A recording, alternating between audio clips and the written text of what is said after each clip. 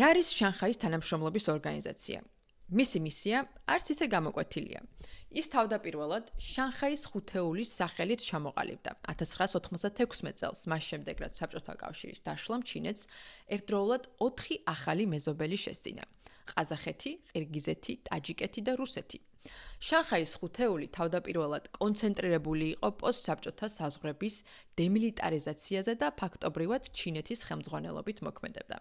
2001 წელს ამ ხუთეულს უზბეკეთიც შეემატა, რის შემდეგაც ალიანსს შანხაის თანამშრომლობის ორგანიზაცია ეწოდა.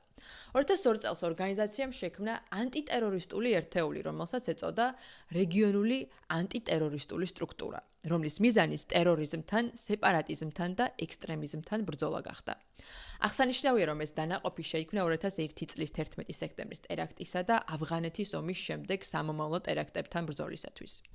მიუხედავად წევრობისა, 2000-იან 2010-იან წლებში რუსეთი დიდი ენთუზიაზმით არ ეკიდებოდა ამ ორგანიზაციას, რადგან ბევრი მას ჩინეთის გავლენის გაძლიერების საშუალებად მიიჩნევდა ცენტრალურ აზიაში და შესაბამისად დსთ-ს ალტერნატივადაც. თუმცა დღეს რუსეთი ამ სტრუქტურის მხარდამჭერია, რადგან შანხაის თანამშრომლობის ორგანიზაცია აღიქმება არა მხოლოდ როგორც ჩინეთის გავლენის ინსტრუმენტად, არამედ როგორც ერთობლივ პლატფორმად ამერიკული გავლენების დასაბალანსებლად. 2017 წელს შანხაის თანამშრომლობის ორგანიზაციას ინდოეთი და პაკისტანით შეუერთდნენ როგორც სრულფასოვანი ხმის უფლების მქონე ქვეყნები. 2003 წელს ირანი, ხოლო 2024 წელს ბელარუსი. დღეს ეს გაერთიანება თავისი 10 წევრით ერთ-ერთ უდიდეს რეგიონულ ორგანიზაციას წარმოადგენს გეოგრაფიის თვალსაზრისით, რომელიც მსოფლიოს ტერიტორიის დაახლოებით 24%-ს და მოსახლეობის 42%-ს მოიცავს. 2024 წლისათვის მისი ერთობლივი ნომინალური მთლიანი შიდა პროდუქტი შეადგენდა მსოფლიოს მთლიანი მაჩვენებლის 23%-ს, რაც აღემატება ევროკავშირის 17.5%-იან მაჩვენებელს. შანხაის თანამშრომლობის ორგანიზაცია წარმოადგენს ერთმანეთისაგან განსხვავებული ელემენტების ნაზავს.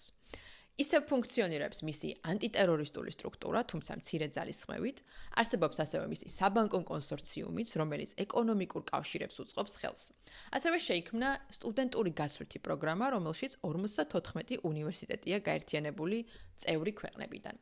ამის მიუხედავად, დღეს ეს გაერთიანება უფრო დიალოგის პლატფორმაა, ვიდრე თუნდაც BRICS-ის მსგავსი ორგანიზაცია, რომლის გაცხადებული მიზანიც დასავლური სისტემის დაბალანსებაა, თუნდაც დედოლარიზაციის მიმართულებით.